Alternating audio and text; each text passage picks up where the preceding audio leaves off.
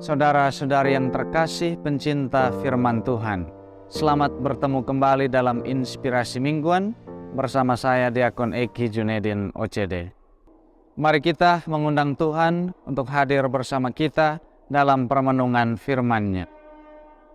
Dalam nama Bapa dan Putra dan Roh Kudus. Amin.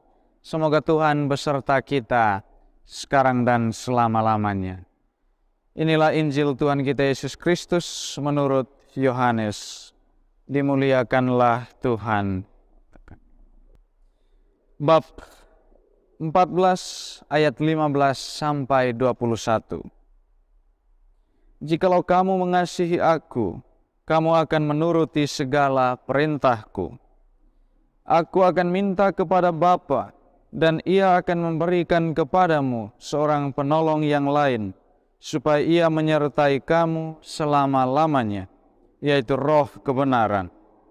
Dunia tidak dapat menerima Dia, sebab dunia tidak melihat Dia dan tidak mengenal Dia.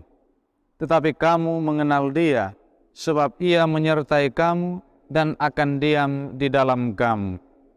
Aku tidak akan meninggalkan kamu sebagai yatim piatu. Aku datang kembali kepadamu. Tinggal sesaat lagi, dan dunia tidak akan melihat aku lagi, tapi kamu melihat aku. Sebab aku hidup, dan kamu pun akan hidup. Pada waktu itulah kamu akan tahu bahwa aku di dalam Bapa-Ku, dan kamu di dalam aku, dan aku di dalam kamu.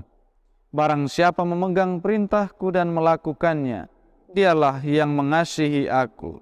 Dan barang siapa mengasihi aku, ia akan dikasihi oleh Bapa-Ku, dan aku pun akan mengasihi dia, dan akan menyatakan diriku kepadanya. Demikianlah sabda Tuhan. Terpujilah Kristus.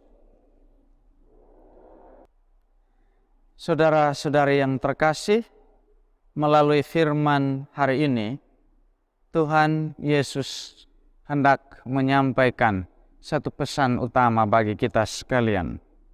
Bahwa Kristus bukan saja hendak menyampaikan penghiburan bagi para murid yang akan dia tinggalkan.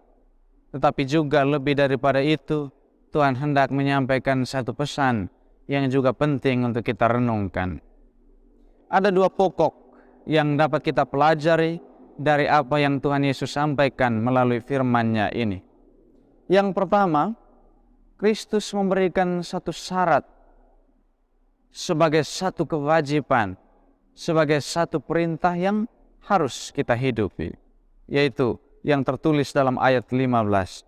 Jikalau kamu mengasihi aku, kamu akan menuruti segala perintahku. Jadi ketika Tuhan Yesus menyatakan penghiburan bagi orang-orang yang mengikuti dia, secara khusus para murid, ia juga mengharapkan satu tanggung jawab, satu pekerjaan yang juga mesti kita lakukan. Jadi penghiburan Tuhan itu selalu dalam bentuk tanggung jawab yang harus kita kerjakan. Jadi Tuhan tidak mengatakan bahwa aku akan menghibur kamu, lalu bagian kita adalah berpangku tangan atau menikmati saja berkat yang Tuhan beri.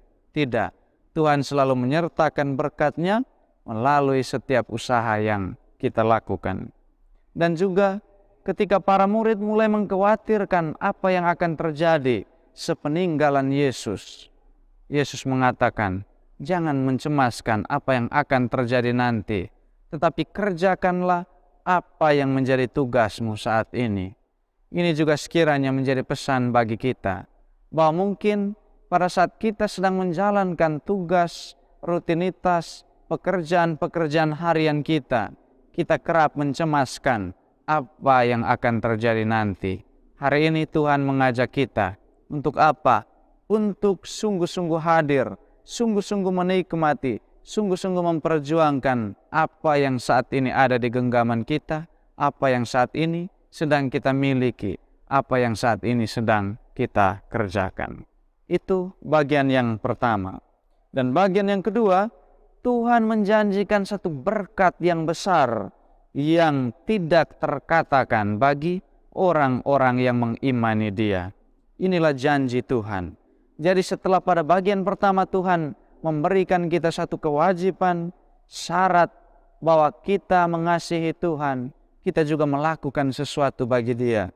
Pada bagian yang terakhir ini, Tuhan memberikan janji suatu berkat yang besar.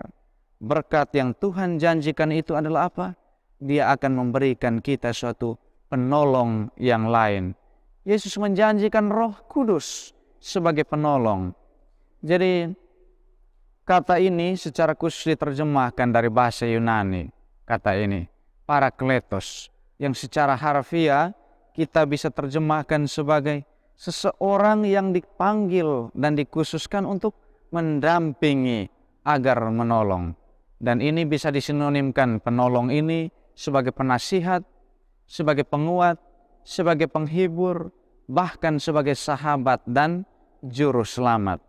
Jadi ketika Tuhan mengatakan akan ada penolong yang lain yang datang menghibur, yang datang mendampingi kita, Tuhan mau mengatakan bahwa penyertaannya tidak akan berakhir. Bahkan ketika Tuhan naik ke surga, bahkan ketika Tuhan kembali ke dalam persekutuan abadi bersama Bapa. Dan ketika Tuhan Yesus hadir di atas bumi ini, Dialah yang menjadi penolong langsung bagi kita. Tapi ketika Tuhan kembali ke surga, Dia mengirim penolong yang lain, dan itu adalah Roh Kudus. Roh Kuduslah yang akan menuntun kita, yang akan membantu kita supaya tetap menjaga kerinduan kita dalam relasi dengan Tuhan.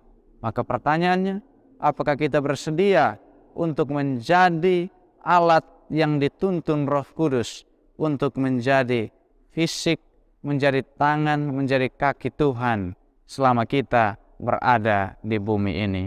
Mari kita renungkan. Saudara-saudari yang terkasih, marilah kita mengundang Tuhan agar sungguh-sungguh hadir dalam karya nyata kita setiap hari. Marilah kita berdoa. Allah Bapa yang kekal dan kuasa, kami bersyukur bahwa melalui Kristus Putramu, Engkau menyatakan penyertaan-Mu bagi kami sekalian. Kami pun yakin dan percaya Bapa, sebagaimana Kristus sendiri firmankan bagi kami, bahwa setelah Dia kembali ke hadirat-Mu, kami pun akan dituntun, didampingi oleh Roh Kudus sebagai penolong, sebagai penghibur bagi kami selama kami berziarah di dunia ini. Bantulah kami agar selalu terbuka dan selalu bersedia untuk mendengarkan tuntunan firman-Mu melalui Roh Kudus-Mu bagi hidup kami. Demi Kristus Tuhan dan pengantara kami. Amin. Dalam nama Bapa dan Putra dan Roh Kudus. Amin.